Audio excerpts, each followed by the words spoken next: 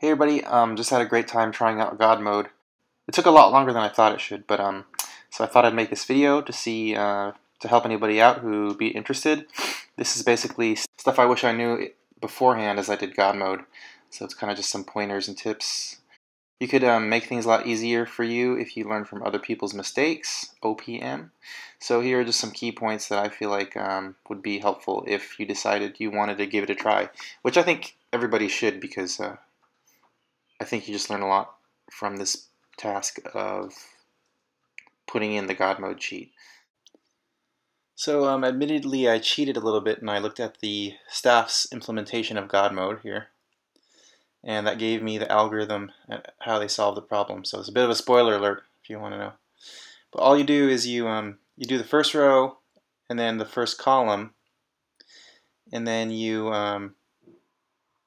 just continue on till you get to like the last four spaces and last three tiles. Yay, we beat it! Good job, you're smart. The first part of the tutorial is going to be about functions.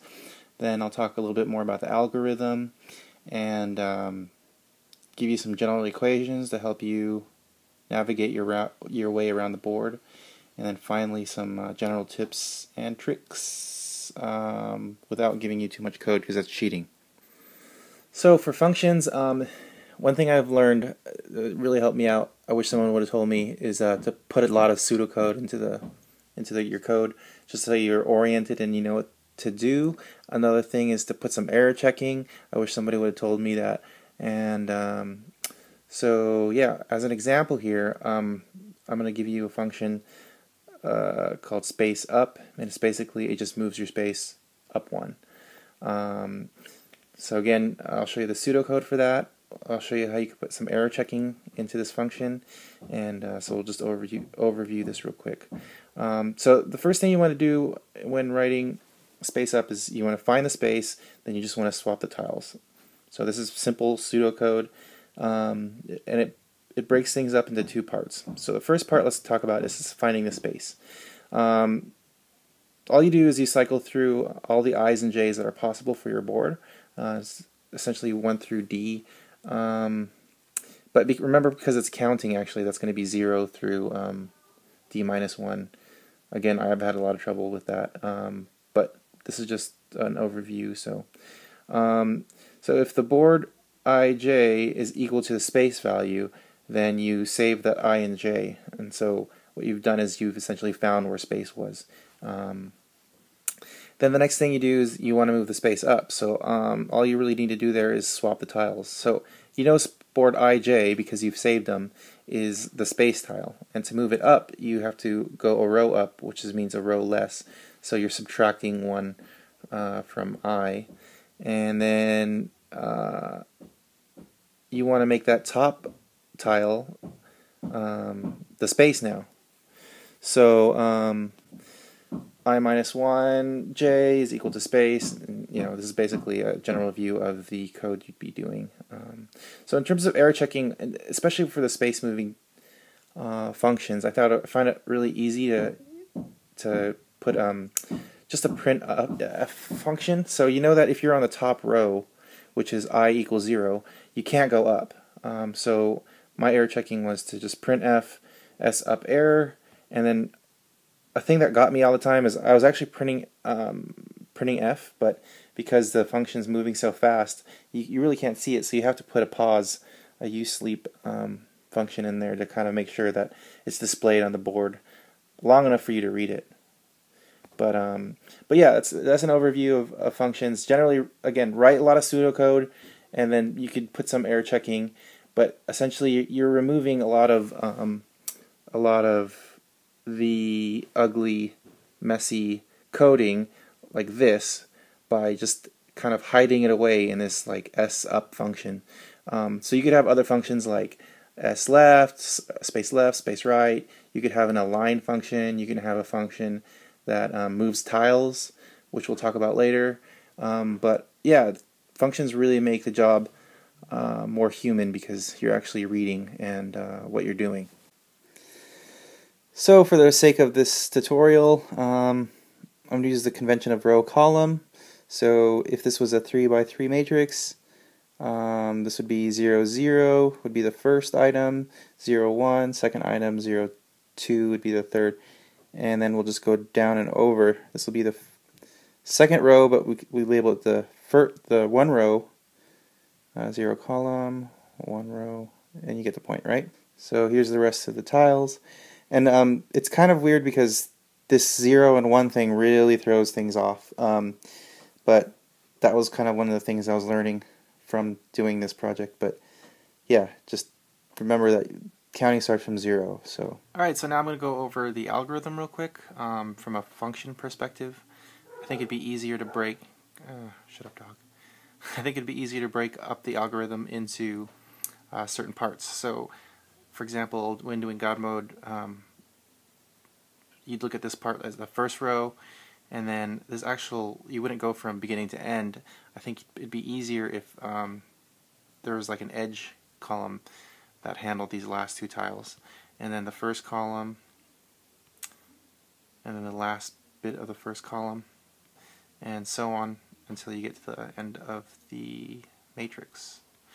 Just looking at this part, it's actually 2 tiles wide. So the second to last tile would be D minus 1, and then the last one would be D for looking at this first row, for example. But the coordinates would be 0 because it's the first row, and then the column would be accordingly. So the column's actually D minus 2 for this D minus 1 tile. And then for the last tile in this first row, it's actually D minus 1. So yeah, just keep in mind that these last 2 tiles could be handled differently. You know specifically what numbers they are, because you know how big your matrix is. So here you could get a little bit more specific compared to the rows. And yeah, I think that's about it for the algorithm. alright, so now I'm going to go over some general equations that might make it easier for you to make the program. Yay, general equations. So remember, we're counting here from 0 because the computer counts from 0, makes it more confusing, who cares. Let's say you have a tile and you want to relate it to its location on the board. It's just D, which is the size of your board, times the row number plus the column plus 1. So for example, let's say tile 1.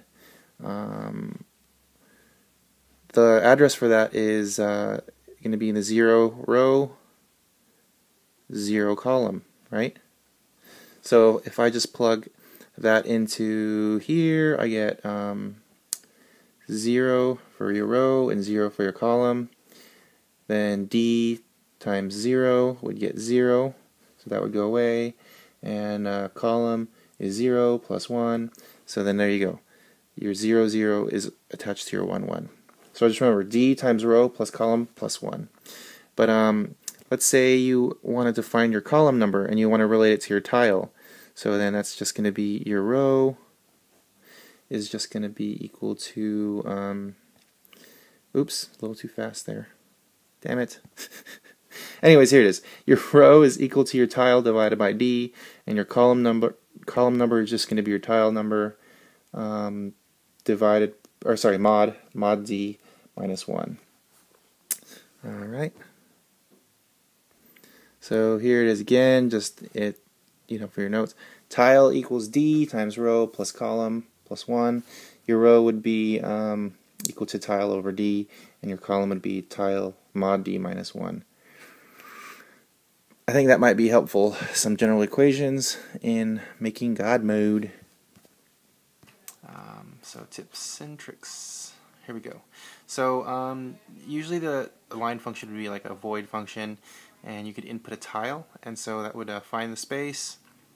You'd find the tile, and then move the space to one side of the tile. You could do. I did mine to the right. It just made things a lot easier. I think it'd be easy to do it from the bottom too. But let's say you have your 5x5 matrix here, and you have 3 here. And this is your space over here on the left. What the align function would then do is that it would move across and down, put the space there, and now you know you're aligned with a number. So as you move the number up, down, left, or right, you know your space is coming from the same place, which helps you orient yourself. But let's say your 5x5 matrix was like this, with 3 on the side, in your space here, then you know this would be a different instance, and this is kind of what made it complex. Is to align it here, you'd probably want to maybe go down first and then over. So then your 3 would be pushed forward, and then your space would be there, and therefore there you're aligned here. Your space in relation to your number is the same thing. So that's just a tip I think that makes things easier.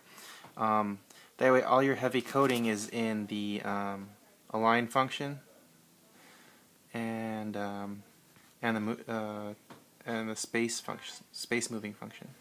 And you'll find as you're doing your algorithms, you're typing in align and space instead of having to do all that hard code.